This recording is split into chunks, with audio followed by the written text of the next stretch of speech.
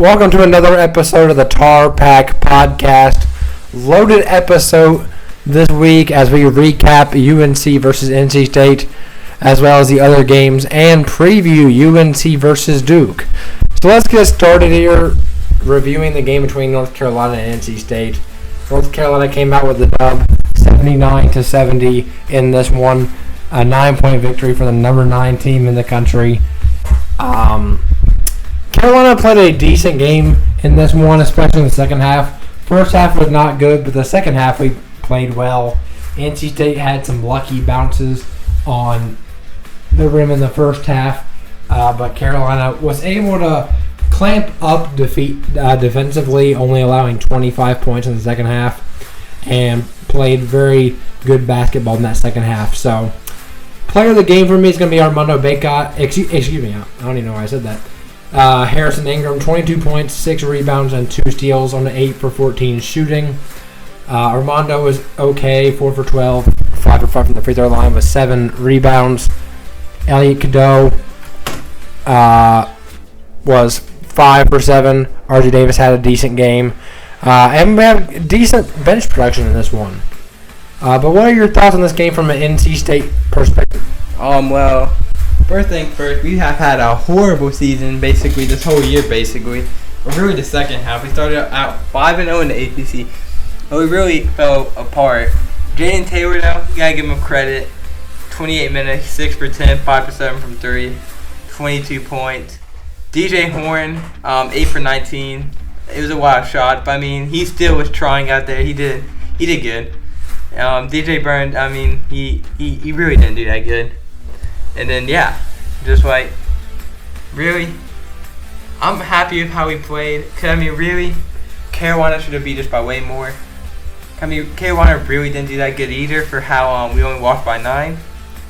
Which, I mean, is total. I know it's a rivalry game, but, I mean, still, we have been horrible for the past couple of years. Just horrible. We always have this one player that does good, and everybody else just sucks. We're like 2. Like the last game against Duke, we're going to look at DJ Byrne and be like, he's insane. But he was the only person that did anything. And I'm just bringing it up now for no reason, but yeah. All right, so that's a recap of NC State and UNC. Now getting into the senior night for UNC, Notre Dame at North Carolina. A 33-point win for the Tar Heels, as they are now number 7 in the country. Player of the game, RJ Davis, 22 points. 6 assists. Shout out to Dewey Ferris, Rob Landry, and Cretan Lebo getting the start on senior night. Harrison Ingram had a good game. He missed a lot of shots, but his overall impact in the game was very, very well. Jalen Washington can shoot, man. 4 for 5 from the field, 2 for 2 from the 3-point line. He played a really good game. And I don't know, man. I gotta say, I think Paxton Wojcik gives us good minutes. He only got 5 minutes in this game, but grabbed 2 rebounds, and he tries really hard when he's in the game. So I like to see him be like a 9th man type guy in the NCAA tournament, but we'll see. For overall dominant win for Carolina, they did a pretty good job of neutralizing Marcus Burton, who only had 9 points. But yeah, that's a great way to end Armando Bacot's home career at Carolina, as well as all the other guys. RJ Davis could come back. We're not sure what he's going to do. Could be a second round or so NBA prospect, but we'll see how that goes. Now let's get into the other senior night. Duke facing against NC State. Yep, playing against another top 10 team. And starting out, Diarra actually had a good game. 3 blocks, only 2 fouls, 7 rebounds, 4 for 8. 10 point, 1 3-pointer. And then, obviously, we already brought it up in the start. DJ Byrne. What we've been wanting this whole year. He finally showed out and did it. 12 for 19, 3 for 5 from free throw, 27 points. Great game from him. Only 1 foul. It was one game where he actually didn't almost foul out. I'm so proud of DJ Byrne, just showing that he still is a baller. And I'm very proud of him. DJ Horn, 4 for 8. I mean, he just didn't shoot that much. 8 point. It's not like he had a bad game. He didn't do bad. He just didn't shoot that much. honestly, we probably should have shot more. If you would have missed some, I mean, we could have won. At halftime, we were down by like 3. Congrats to all of our seniors for tonight's game and the effort, and just congrats to all of them for what they have done for our college and everything. All right, now the preview of UNC versus Duke.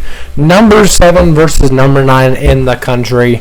Both 24-6 on the year, with Carolina slightly ahead in conference play. Carolina has locked up a share of the ACC regular season title, but if they win this one, they will be the outright champs. But if Duke wins, they'll be tied for first in the ACC. But I'm excited for this one. It should be a good game. Last game, Carolina kind of dominated in a lot of ways. It wasn't the biggest scoring deficit. But I think Carolina really does match up really well against Carolina. Excuse me. I think Carolina really does match up well against Duke. I don't want to say it's tough because it is different. It's on the road. Obviously, Duke will have a slightly adjusted game plan, but so will we. We'll be, I'm sure, guarding Jared McCain a little bit more heavily than we did last time because he went off. But Armando, I feel really confident on Kyle Filipowski. RJ Davis and Ellie Cadeau have been better defenders than you might think, even though they're short. So we'll see who gets those assignments there. I think Harrison Ingram can be a really good mismatch problem like we saw last time, going up against whether it's Mark Mitchell or whoever is starting there at the 4 spot. And at the 3, Cormac Ryan, if he can hit some shots when he's wide open in the corner, that's going to be huge for this team. But I would lean toward Carolina winning this game because we did really dominate last time. But it's Duke Carolina, so really who knows what's going to happen. What's your prediction for this game? Well, Carolina was home, and I don't even remember who I predicted for the first Carolina-Duke game. It might have been Duke, I don't know. You wanted to predict Duke, but for some reason you did not. Well, yeah, I picked Carolina, but I mean, obviously I'm a State fan, so I wanted Duke to win. But obviously I picked Carolina. I don't know why, but I just did. And this time, I know Duke is home, but I mean, yeah, I'm gonna pick Carolina. Let me interrupt you. This is disrespectful. ESPN Analytics, 71% chance Duke wins. That is disrespectful. None of those things ever right. They always give the Mets a better chance to beat the Braves when it's just never true, and no one believes that. These things on the site are just not true, and no one believes them. The ESPN Analytics things does value who's the home team way too much. Yeah, he's really just overreacting. It never even matters. I mean, really, no one even looks at it as something that's actually important. You can look at the ranking and see Carolina's ranked 7 and Duke is ranked 9. And you can look at that and look at all the player stats instead of just looking at the side thing. So, for you viewers, don't look at the side thing. They're not really important.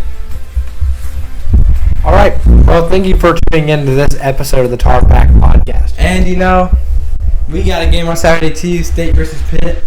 Just wanted to bring it up. Now, obviously, our season's over. And obviously, I want to see our team win. But, I mean, really, what we really need, I'm just going to say it. Kevin Keys needs to be fired. He must go. He must go. He must go. No other choice. We can win the ACC championship, but he still just must go. That is a great way to end the podcast. Thank you guys so much for watching another episode of the TarPack podcast. Come back next week for reactions to this game and many others. We'll see you guys in the next one. Go Heel. Go Pack.